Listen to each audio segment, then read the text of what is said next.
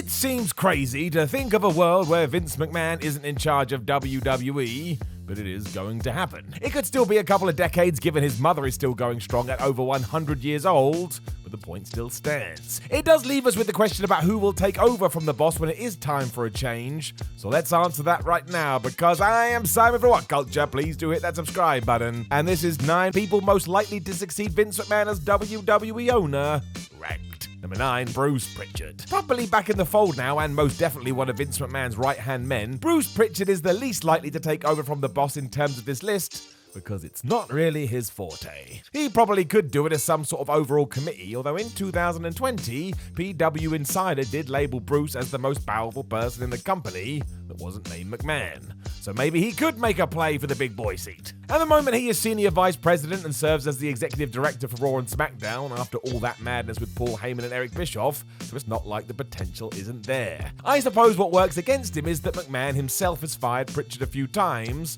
so even before we get to this juncture, he may not even be around anymore. Number 8, Linda McMahon. It makes perfect sense on paper that when Vince is done with the running of his company, wife Linda could take a sideways step and fill in for a while. After all, let's not pretend she hasn't been important to the whole shebang from day one.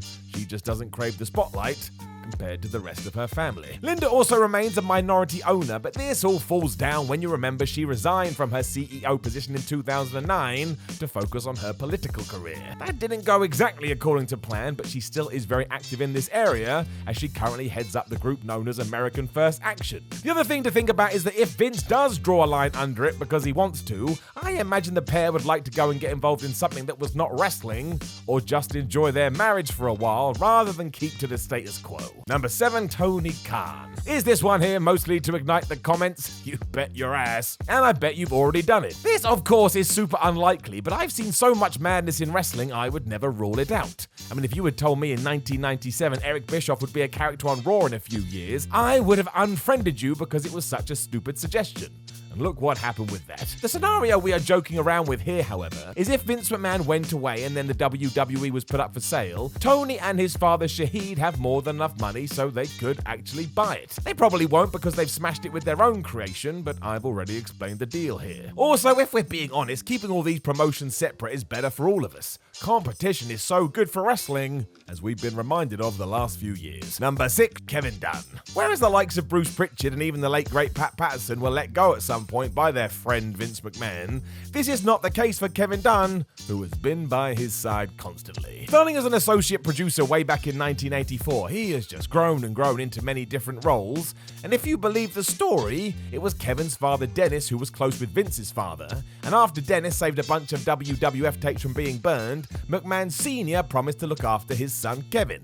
That's why Kevin and Vinny became friends, and the rest is history. If you want Dunn's proper title today, it is Executive Producer and Chief of Global Television Production, and he has a huge say in what you are seeing on Raw and SmackDown, including the 78,687 camera cuts. He does not have the best reputation among the wrestlers themselves, which doesn't help his cause at the top. For example, one John Moxley recently wrote in his book that Dunn was a dickless Mother Hubbard, and he did not say the Hubbard part. So it's not totally out of the realm of possibility, but it probably wouldn't work out too well. Number 5, Shane McMahon. Shane O'Mac should be at the number 1 spot. 20 years ago, nobody would have questioned that Vince McMahon's son wasn't in the front seat to take over, especially because he started in the company way back in 1988 working as a referee. He would then go on to help build WWE.com, did commentary, became a wrestler, helped with stories. He was the heir apparent. Even when Sister Stephanie got more involved, it was still said Shane was the guy.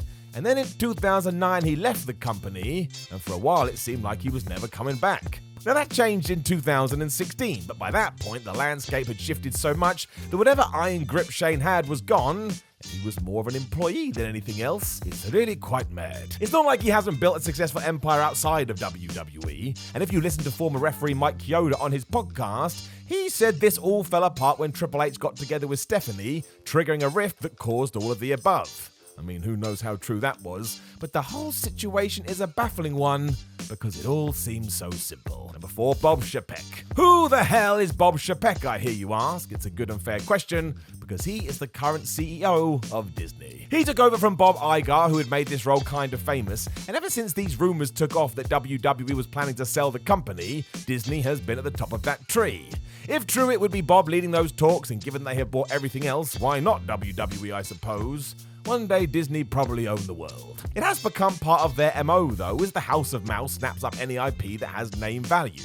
There's been Marvel, Lucasfilm, 21st Century Fox. Admittedly, WWE isn't at that level, but it is a known quantity around the globe, and if it was up to buy, I bet at the very least Chapek would fancy a chat. Either way, you can't rule it out, which is crazy really. Mickey Mouse as WWE champion. I mean, it would still be better than Jinder Mahal, but that was a joke. Don't hinder Jinder. Number 3, Paul Levesque. Another Shane McMahon entry in the sense at one point in time, it looked like Triple H was nailed on for this role. He was learning his craft in NXT, helping Vince McMahon out all over the place, and seemingly was quite good at it all. Today though, well, it's kind of changed. Whatever NXT was is now not what it is, meaning those above him deemed whatever he was doing wasn't up to snuff.